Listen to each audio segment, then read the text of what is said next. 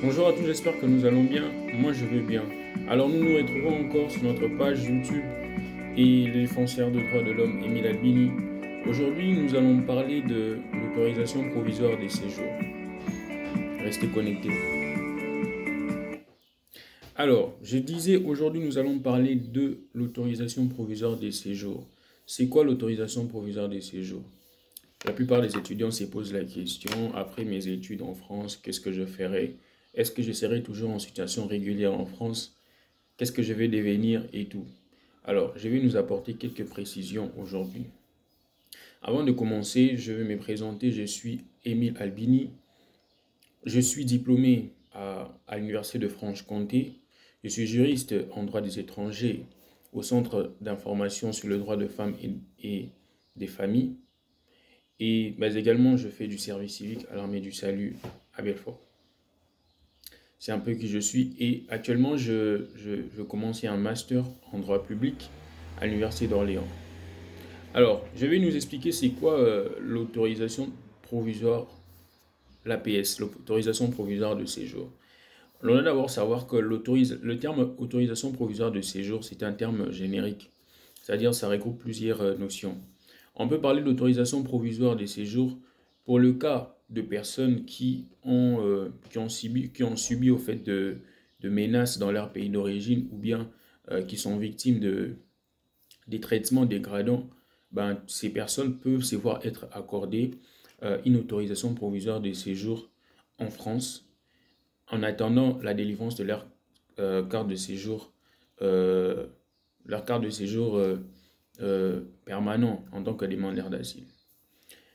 Alors, en ce qui concerne les étudiants, le terme autorisation provisoire de séjour n'existe plus. C'est une confusion que la plupart de personnes ont maintenant.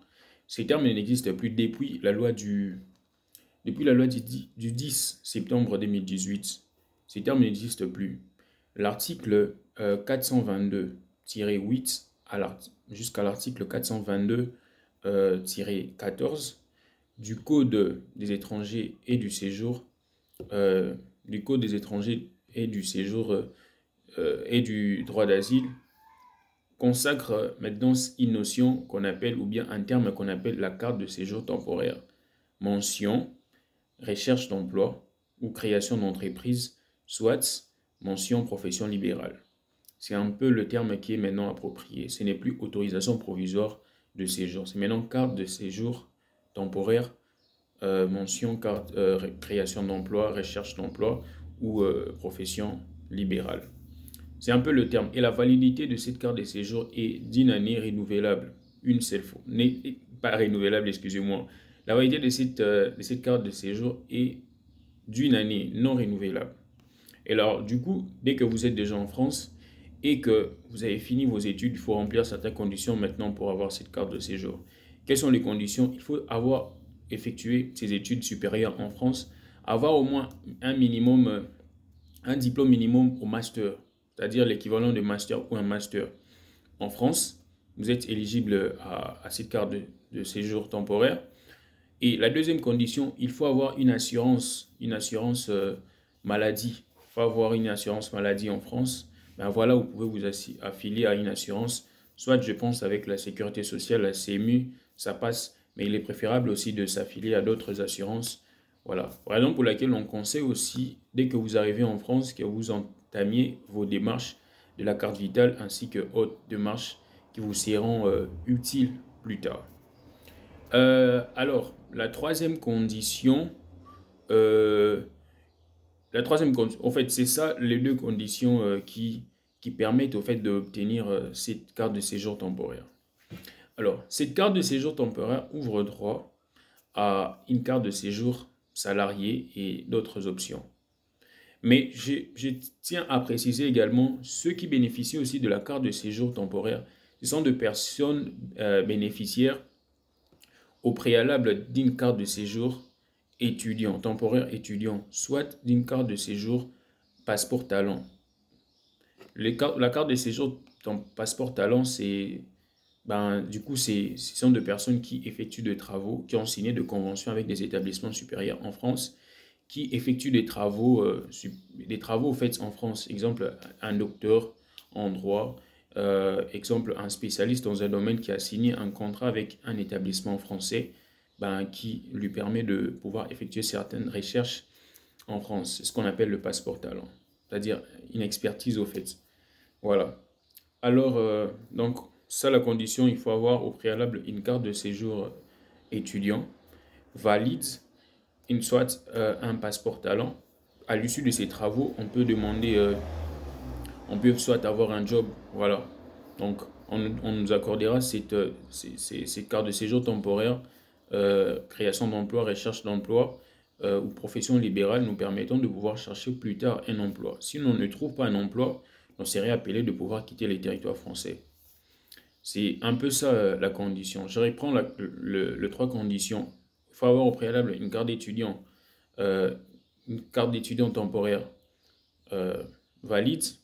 Deuxièmement, il faut avoir une assurance maladie, avoir un niveau de master, soit équivalent de master, et soit pour ceux qui ont les passeports talents, qui effectuent des recherches, il faut avoir au préalable cela.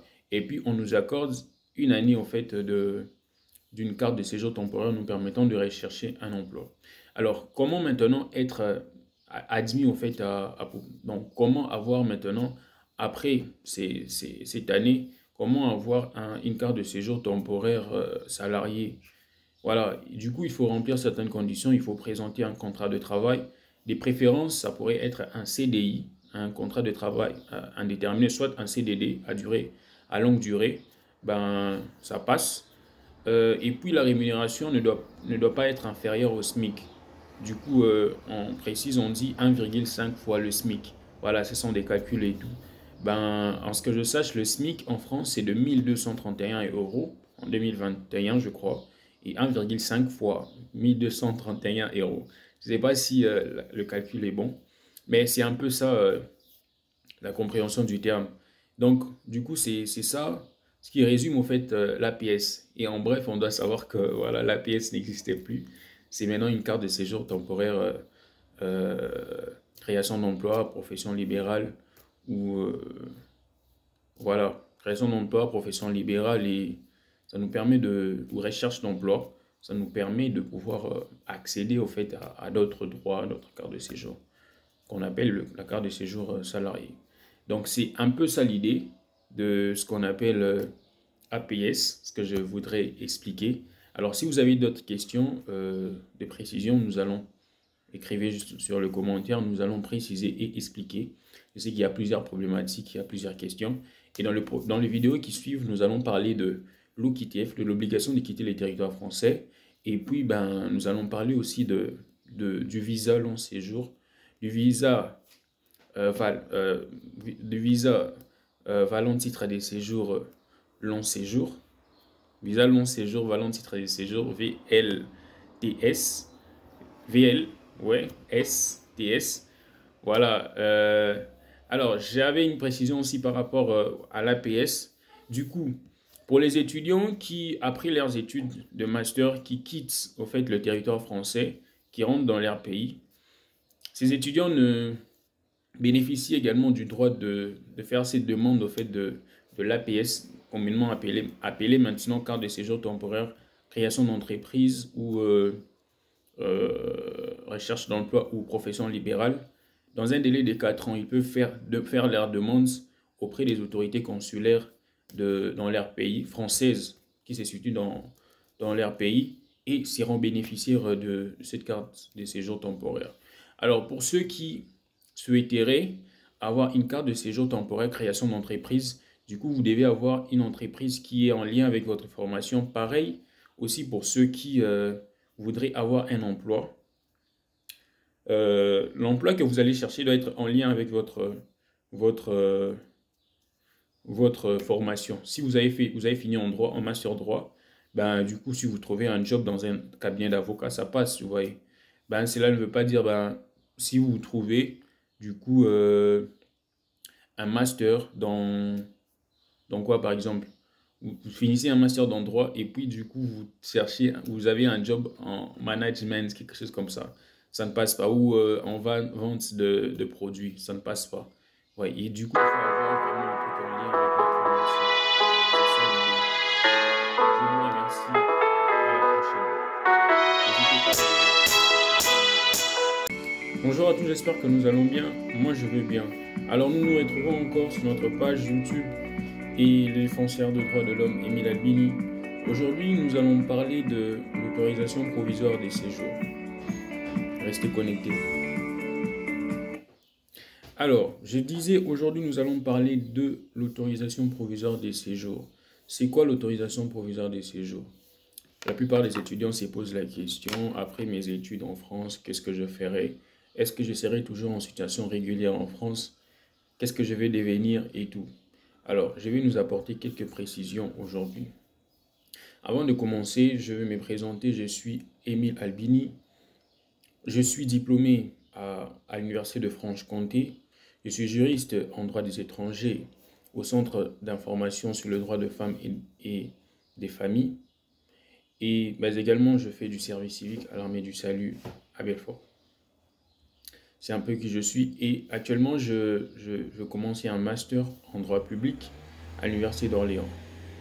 Alors, je vais nous expliquer c'est quoi l'autorisation provisoire, l'APS, l'autorisation provisoire de séjour.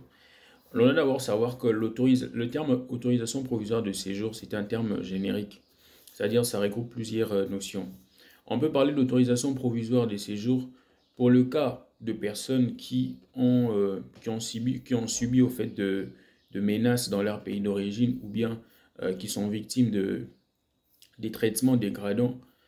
Ces personnes peuvent se voir être accordées une autorisation provisoire de séjour en France en attendant la délivrance de leur carte de séjour, permanent en tant que demandeur d'asile. Alors, en ce qui concerne les étudiants, le terme autorisation provisoire de séjour n'existe plus. C'est une confusion que la plupart de personnes ont maintenant. Ces termes n'existent plus depuis la loi du 10 septembre 2018. Ces termes n'existent plus. L'article 422-8 jusqu'à l'article 422-14 du Code des étrangers et du séjour, et du droit d'asile consacre maintenant une notion qu'on appelle, ou bien un terme qu'on appelle la carte de séjour temporaire. Mention, recherche d'emploi ou création d'entreprise, soit mention profession libérale.